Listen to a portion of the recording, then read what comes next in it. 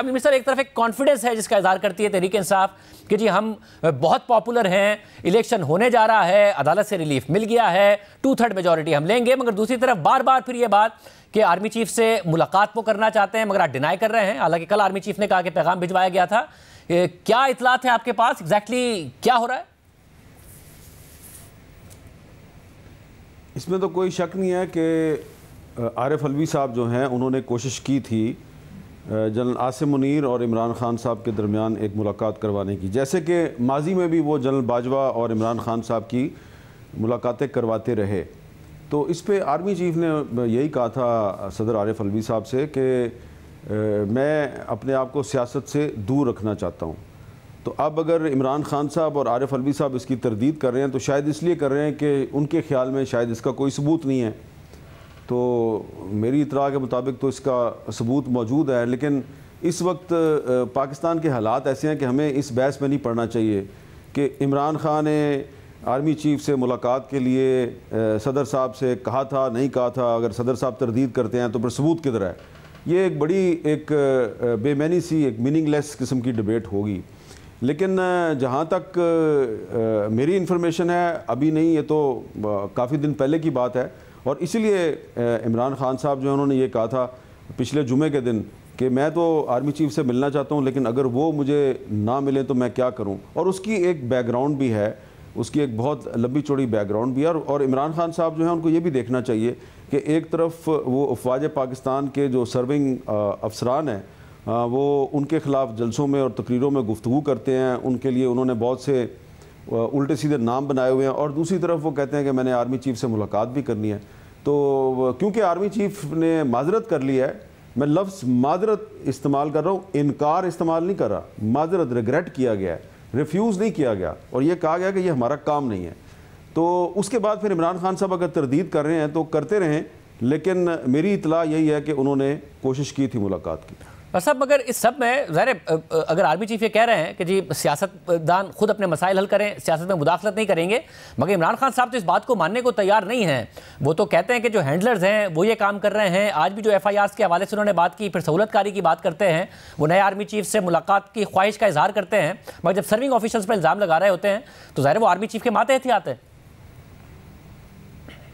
देखें, बात यह है कि आप बात तो सही कर रहे हैं, लेकिन हमारे मुल्क में ये कोई स्टेट सीक्रेट तो है नहीं है कि स्टेट के अंदर स्टेट होती है। और जिस तरह के इस वक्त जो एक पॉलिटिकल गवर्नमेंट है जिसको हम कहते हैं इलेक्टेड गवर्नमेंट है, उसके अंदर बहुत सी पार्टियां हैं। तो जो सबसे बड़ी पार्टी है PMLN, उसके बाद जो दूसरी बड़ी पार्टी है पीपल्स पार्टी, इनकी भी आपस में आजकल लड़ाई चल रही है। पीपल्स पार्टी के अंदर भी लड़ाई चल रही है और मुस्लिम लीग नून के अंदर भी लड़ाई चल रही है। इसी तरह तहरीक इंसाफ जो है उसके अंदर तो बहुत सी लड़ाइयाँ चल रही हैं। तो ये जो बहुत से डिफरेंट इंटरेस्ट ग्रुप हैं इन बड़ी पार्टियों में, उनका अपना अपना एजेंडा है और वो अपने अपने एजेंडे को इम्प्लीमेंट करने के लिए अपनी अपनी लीडरशिप को गलत मशवरे देते हैं। अब इमरान खान साहब का इस वक्त प्रॉब्लम ये है कि उनके इर्द गिर्द जो बहुत से लोग हैं उनमें से कुछ की कोशिश ये है कि इमरान खान साहब की इदारों से लड़ाई चलती रहे, ताकि इस लड़ाई में इमरान खान साहब जो हैं उनका पॉलिटिकल कैरियर ख़त्म हो जाए और उनका काम बन जाए। और कुछ लोग जो ये समझते हैं कि इमरान खान साहब को ये लड़ाई नहीं करनी चाहिए और हमारी पॉलिटिकल सर्वाइवल का तकादा ये है कि हम मुफाहमत का रास्ता इख्तियार करें, उनको वो कहते हैं जी कि आप इस्टेब्लिशमेंट के एजेंट हैं। और एक तहरीक इंसाफ के अंदर जो बहुत से नॉन पॉलिटिकल लोग अपने आप को बहुत ज़्यादा पॉलिटिकली अवेयर समझते हैं, वो इस चीज़ की बड़ी एक डिस्करेजमेंट करते हैं। तो इसमें कोई शक नहीं है कि इमरान खान साहब बड़े पॉपुलर हैं, लेकिन पॉपुलर तो जुल्फ़िकार अली भुट्टो साहब भी थे। उन्होंने जब कन्फ्रंट किया तो उनके साथ क्या हुआ आपको पता है। पॉपुलर तो मोहतरमा बेनज़ीर भुट्टो भी थी और पॉपुलर तो नवाज़ शरीफ साहब भी थे। आप याद करें ना, शाहजेब साहब, ज़्यादा पुरानी बात तो नहीं है कि जब शाहजेब साहब जब नवाज़ शरीफ साहब ने GT रोड में मार्च शुरू किया था और वो खलाई मखलूक की बात करते थे तो कितने पॉपुलर हो गए थे। तो सुप्रीम कोर्ट ने उनको नाअहल करार दे दिया। क्या हुआ बाद में? वो इस वक्त लंदन में बैठे हुए हैं। अब जो मर्जी तकरीरें करती रहे मरियम नवाज़ शरीफ साहबा, लेकिन असल बात तो यह है ना कि नवाज़ शरीफ साहब लंदन में बैठे हुए हैं। तो यही अब इमरान खान साहब जो हैं उनके बारे में यही देखा, सब ने एनालिसिस किया उनका पिछले 5-6 महीने का कि उन्होंने पहले कहा मैं 26 नवंबर को इस्लामाबाद पे चढ़ाई करूंगा, 26 नवंबर को वो लोग इकट्ठे नहीं कर सके। फिर उन्होंने कहा मैं जेल भरो तहरीक चलाऊंगा, जेल भरो तहरीक के लिए भी लोग इकट्ठे नहीं कर सके। तो अब स्लोली एंड ग्रेजुअली कभी उनके पास पुलिस पार्टी भेजी जाती है, उनका रद्द-ए-अमल चेक किया जाता है, वो वापस आ जाती है। तो पॉपुलैरिटी जो है वो तो उस वक्त आपके काम आएगी ना जब पाकिस्तान में इलेक्शन होगा। तो जब इलेक्शन ही जो है वो सुप्रीम कोर्ट के ऑर्डर के मुताबिक 90 दिन में नहीं हो रहा, तो वो इमरान खान साहब की पॉपुलैरिटी किधर जाएगी? आमिर साहब, ये जो हुकूमती जमातों का ये गिला है कि भुट्टो साहब हों, नवाज शरीफ साहब हों, माजी की हुकूमतें हों, उनके खिलाफ तो अदलिया ही इस्तेमाल हुई, इस्टेब्लिशमेंट को किया गया। अब ये गिला कि जी अदालतें रिलीफ दे रही हैं इमरान खान साहब को, जाहिर है एक के बाद एक केस बना रहे हैं, 76 केसेज हो गए इमरान खान साहब कह रहे हैं, फिर अदालत से गिला भी कर रहे हैं कि अदालतें रिलीफ क्यों दे रही हैं। आपके ख्याल में दुरुस्त गिला है? उसकी वजह है कि इमरान खान साहब पे जो केसेस बनते हैं या तहरीक इंसाफ के रहनुमाओं पे जो केसेस बनते हैं वो केसेस बहुत कमज़ोर होते हैं। देखिए ना, आज जो इस्लामाबाद हाई कोर्ट से उनको रिलीफ मिला है उसमें जो वारंट जारी हुआ था वो ये तो नहीं था कि गिरफ्तार करके पेश करो, और उसमें तो जो चीफ जस्टिस है आमिर फारूक साहब और जो हुकूमत का जो वकील है उसके दरमियान जो गुफ्तगू हुई है उसको आप देखें तो वो तो तहरीक इंसाफ के वकील को भी कह रहा है कि आप हमारी फिक्र ना करें कि हमें सिक्योरिटी रिस्क है या नहीं है। तो आप जितने भी मुकदमात हैं आप देखें, जो इमरान खान साहब पे इस हुकूमत ने कोई 76 के करीब 76 के करीब जो मुकदमात बनाए हैं और बाकी जो रहनुमाओं के ख़िलाफ़ बनाए हैं, आप ज़रा शाहजेब साहब एक कोशिश करें और उनकी FIRs मंगवाएं और उनको पढ़ें और देखें कि कितनी भूंडी किस्म की, कितनी बूदी किस्म की, कितनी कमज़ोर FIRs हैं। तो अदालत क्या करे जब आप अदालत में कोई सबूत भी पेश नहीं करते? आप जो जनरल अमजद शुएब साहब के ख़िलाफ़ जो FIR थी वो कोई FIR थी कि मैंने देखा कि वो टीवी प्रोग्राम में उन्होंने ये बात की है तो मुझे ऐसा लगा कि ये तो रियासती इदारों के ख़िलाफ़ भड़का रहे हैं तो इनको गिरफ़्तार कर लिया।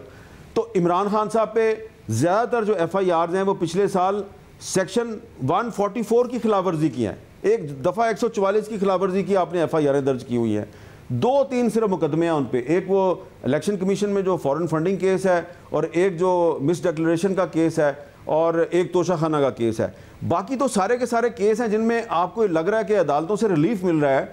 वो मुकदमात जो हैं वो वैसे ही मुकदमात पिछले दौर में भी कायम हो रहे थे, इस दौर में भी कायम हो रहे हैं। आमिर साहब, ये दुरुस्त है, 76 मुकदमात की फहरिस्त जब देखें या फिर दीगर रहनुमाओं के खिलाफ भी वाकई मज़े का खेस किस्म के मुकदमात बनाए जा रहे हैं, मगर जो तोशा खाना है जिसमें उनके वारंट जारी हुए थे और उसका रिलीफ मिला 13 तारीख तक का, उसमें खान साहब खुद क्यों नहीं फर्द जुर्म आयद होने दे रहे हैं? क्या उन्हें खतरा महसूस हो रहा है कि इस वाले केस में मैं फंस सकता हूं? कि वो इस्लामाबाद आते हैं, 2 अदालतों में पेश होते हैं, फिर इस अदालत में नहीं जाते, फिर आज भी यहाँ पेश नहीं हुए, कल रैली निकाल रहे हैं मगर यहाँ सिक्योरिटी का खदशे का इजहार कर रहे हैं। क्या उन्हें डर है कि इसमें उनके ऊपर फर्द जुर्म आयद हो जाएगी? और ये मजबूत केस है क्योंकि वो दीगर जो मजे का खेस मुकदमात हैं उनमें जाके तो जमानत ले लेते हैं। वो देखें शाहजेब साहब, इसमें आप ये देखें कि जब इमरान खान साहब खुद वज़ीर आज़म थे, वो हुकूमत में थे, तो हुकूमत के तौर पे भी वो इस फॉरेन फंडिंग केस को डिले करते रहे, जो इलेक्शन कमीशन में जो केस है, और उसके बाद फिर वो जब हुकूमत से निकले तो भी वो इस केस को वो डिले करते रहे, और ये कई साल से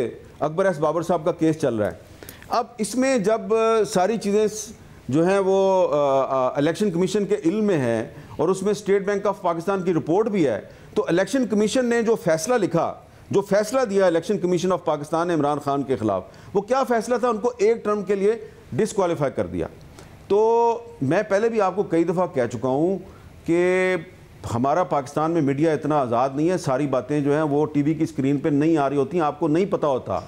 तो जब इमरान खान साहब चीफ इलेक्शन कमिश्नर पे तनकीद करते हैं और तकरीरों में वो उनकी ऐसी तैसी करते हैं और फिर वो उनको तौहीन का नोटिस देते हैं, तो उसकी भी एक बैकग्राउंड है ना।